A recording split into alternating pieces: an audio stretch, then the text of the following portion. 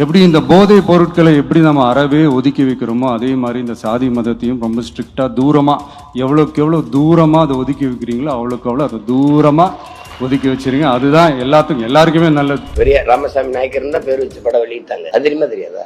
ரொம்ப நாள் அவர் எழுதின கடிதங்கள் எல்லாமே முகமது அலி ஜின்னாவுக்குலாம் எழுதின கடிதங்கள்லாம் இருக்குல்ல, அதுல எல்லாம் நாயக்கர் தான் போட்டு திராவிட முன்னேற்ற கழகங்கிறது ஒரு பெரிய அது கட்சி, அவங்க கட்சி தலைமை தான் முடிவு எடுக்கணும்.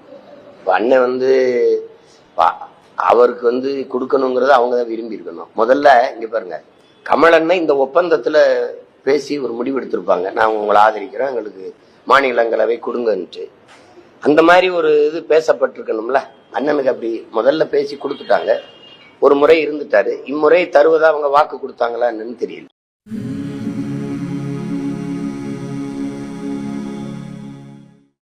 சாதி மதம் பார்த்தா பொருளை விளைய வைக்கிறாங்க. தொழிலாளர்கள் என்ன சாதி மதம் பார்த்தா பொருளை உற்பத்தியில ஈடுபடுறாங்க. இவ்வளையே இயற்கை அம்சங்களான வெயில் மழையில சாதி இருக்கா, மதம் இருக்கா? எப்படி இந்த போதை பொருட்களை எப்படி நம்ம அறவே ஒதுக்கி வைக்கிறோமோ அதே மாதிரி இந்த சாதி மதத்தையும் ரொம்ப ஸ்ட்ரிக்டா தூரமா எவ்வளவுக்கு எவ்வளவு தூரமா அதை ஒதுக்கி வைக்கிறீங்களோ அவ்வளவுக்கு அவ்வளவு அதை தூரமா ஒதுக்கி வச்சிருங்க. அதுதான் எல்லாருக்குமே நல்லது. ஏன்னா இப்போ ரீசெண்ட் டைம்ல பாத்தீங்கன்னா தந்தை பெரியார் அவர்களுக்கே சாதி சாயம் பூச ட்ரை பண்றாங்க. ஒன்றிய சிவில் சர்வீஸ் எக்ஸாம்ல கூட சாதி சாயம் பூசுற மாதிரி ஒரு கேள்வி ஒண்ணு கேட்டு வச்சிருக்கிறாங்க. இதையெல்லாம் வன்மையாக கண்டிக்கிறோம். இந்த உலகத்துல எது சரி எது தவறு அப்படின்றத அனலைஸ் பண்ணி பார்த்தாலே போதும், ஒரு குழப்பம் இல்லாத ஒரு தெளிவான ஒரு வாழ்க்கையை ஒண்ணு வாழலாம். எதுக்கும் ரொம்ப எமோஷனல்லாம் ஆகாதீங்க, அவ்வளோ வருத்தலாம் இல்லை. டெக்னிக்கல் அண்ட் சயின்டிஃபிக் அப்ரோச்சோடவே திங்க் பண்ணுங்க. ஏன்னா வரப்போற இயர்ஸ்ல ஆல்ரெடி வந்துட்ட இந்த ஏஐ ஆர்டிபிஷியல் இன்டெலிஜென்ஸ் உலகத்தை எதிர்கொள்றதுக்கு அதுதான் ஒரே வழி. பெரியார் பேசணும்னால இப்ப கூட விஜய் அந்த மாணவர்கள் மத்தியில என்ன சொல்றாங்கன்னா, பெரியாருக்கும் ஜாதி சாயம் பூசுறாங்க. குறிப்பா மத்திய அரசு அந்த தேர்வுல கூட ராமசாமி நாயக்கர்னு அவருடைய பேரை குறிப்பிட்ட மென்ஷன் பண்ணி அவருக்கு பேசியிருக்கிறாரு. அந்த மாதிரி நிலைமை தான் இருக்கா தலைவர்களுக்கு? இல்ல, அதெல்லாம் ஒண்ணும் கிடையாது. அவரே ரொம்ப நாள் ராமசாமி நாயக்கர் தான் கையெழுத்து போட்டுருந்தாங்க. தம்பி, பெரியார் இங்க ஒரு படம் வந்துச்சுல, இங்க பெரியார்னு ஒரு படம், அங்க என்ன, அங்க ஆந்திரால அந்த படம் வரும்போது பேர் என்ன?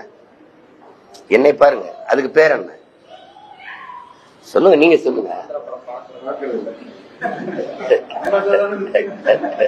இல்ல, அங்க போகும்போது நாயக்கர் தான் படம் வந்தது. பெரிய ராமசாமி நாயக்கர் தான் பேர் வச்சு படம் வெளியிட்டாங்க. அது தெரியுமா தெரியாதா? ரொம்ப நாள் அவர் எழுதின கடிதங்கள் எல்லாமே முகமது அலி ஜின்னாவுக்குலாம் எழுதின கடிதங்கள்லாம் இருக்குல்ல, அதுல எல்லாம் நாயக்கர் தான் போட்டுக்கோம். வேணா உங்களுக்கு அனுப்பி வைக்கவா அண்ணன் கடிதங்கள் எடுத்து? இன்னைக்கு அவங்க அது தம்பி ஏதோ சொல்றாப்ல, அதை போய் நம்ம இது பண்ணிக்க வேண்டியது. குறிப்பா மாநிலங்களவை எம்பிக்களா கமலஹாசன் போறாரு. வைகோவுக்கு இந்த முறை வாய்ப்பு கொடுக்கலாம். நிறைய தமிழ் தேசியவாதி என்ன சொல்றாங்கன்னா, வைகோவை நாடாளுமன்றத்துக்கு அனுப்பிச்சிருக்கலாம், ஏன்னா ஒரு தகுதி வாய்ந்த பதிவுகள் இருக்காங்க. உங்க கருத்து? ஏன்னா புதுமுகத்துக்கும் வாய்ப்பு கொடுத்துருக்காங்க. இல்ல, இப்ப அது திராவிட முன்னேற்ற கழகங்கிறது ஒரு பெரிய அது கட்சி, அவங்க கட்சி தலைமை தான் முடிவு எடுக்கணும். இப்ப அண்ணன் அவருக்கு கொடுக்கணுங்கிறத அவங்க தான் விரும்பி இருக்கணும். முதல்ல இங்க பாருங்க, கமலண்ணன் இந்த ஒப்பந்தத்துல பேசி ஒரு முடிவு எடுத்திருப்பாங்க, நான் உங்களை ஆதரிக்கிறேன், எங்களுக்கு மாநிலங்களவை கொடுங்கன்ட்டு. அந்த மாதிரி ஒரு இது பேசப்பட்டிருக்கணும்ல. அண்ணனுக்கு அப்படி முதல்ல பேசி கொடுத்துட்டாங்க, ஒரு முறை இருந்துட்டாரு. இம்முறை தருவதா அவங்க வாக்கு கொடுத்தாங்களா என்னன்னு தெரியல. அது அண்ணனுக்குமே என்னன்னா, திமுக கட்சியில என்னை தேர்வு செய்யுங்கன்னு சொல்ல முடியாது. இவர் இன்னொரு கட்சியின் தலைமை, அது கேட்க முடியாது. அவங்களாதான் கொடுத்துருக்கணும்.